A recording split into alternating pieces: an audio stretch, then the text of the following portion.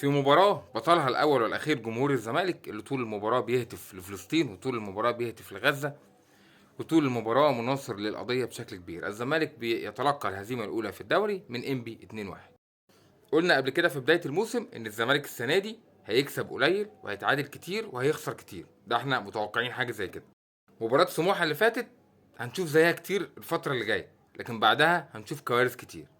قلنا قبل كده إن سكواد الزمالك مش أحسن حاجة، وطبيعي اللي بيحصل في الزمالك ده طبيعي، مفيش حاجه جديده ومفيش حاجه مش متوقعه. ماتش سموحه رفع سقف الطموح عند بعض الناس، ولكن الاساس معروف. رغم ان انا بشيد باوزيريو كتير جدا الا ان هزيمه النهارده يتحملها الراجل ده وحده، مش اي حد تاني. تغيير في التشكيل بشكل كبير، يعني بتغير خط الدفاع، مره تلاقي حمزه المسلوسي بيلعب جنب محمد عبد الغني او مصطفى الزناري، او مفيش ثبات في التشكيل الدفاعي تحديدا، وده بيعمل لخبطه كتير. يعني مش عارف ايه دور محمد عبد الغني في الملعب. محمد عبد الغني لما بيقعد الزمالك شكله بيظهر بشكل افضل بكتير. محمد عبد الغني النهارده يتحمل نتيجه اللقاء.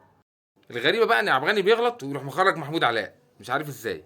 نص ملعب الزمالك النهارده مستباح من انبي بشكل كبير. انبي قافل الملعب والدنيا مقفوله وبيلعب على الكاونتر اتاك. احمد امين اوفا مهاجم هايل جدا جدا، عامل اللي هو عايزه مع دفاع الزمالك، محدش قادر عليه. بتتلقى هدف في البدايه ثم بترجع بضربه جزاء عن طريق زيزو، ثم بعد كده توهان غريب للفريق والفريق مش واقف صح وفي حاجه غلط في الملعب وبتعتمد على مصطفى شلبي ثم زيزو شيكابالا، وواضح جدا ان الفرقه مش في حالتها.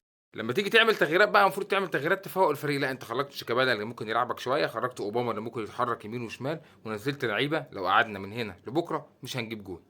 الهزيمه متوقعه والهزيمه وارده في الكوره، ولكن لما تبقى اخطاء كبيره منك بتبقى حاجه صعبه جدا.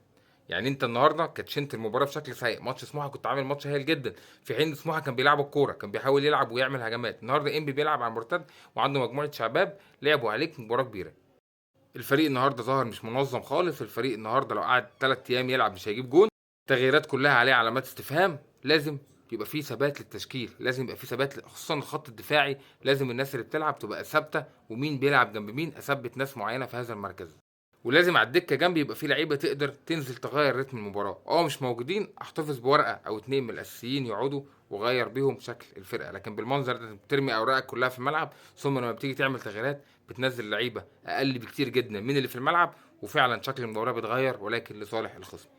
انبي فريق مجتهد، انبي فريق محترم، عمل ماتش هايل جدا النهارده، قفل الملعب بشكل كويس جدا ولعب على مجموعه شباب قدروا يخلصوا. احمد امين اوفا مهاجم ممتاز جدا جدا جدا، محطه هايله جدا، واستغل طبعا ضعف واداء عبد الغني السيء جدا وقدر يسرقه في كوره بيجيب منها هدف التقدم. مباراة للنسيان للزمالك. اتمنى تدارك الاخطاء، واتمنى من مجلس الاداره الجديد يدفع الغرامات ويشتغل على التدعيم في الزمالك. الزمالك لو ضاف 4 لاعبين بس شكل الفريق كله هيض. اسف طبعا ان انا عملت فيديو في ظل الاحداث اللي بتحصل في غزه وفلسطين، ولكن ما قدمناش حاجه غير ان احنا ندعي لهم ربنا يسترها معاهم.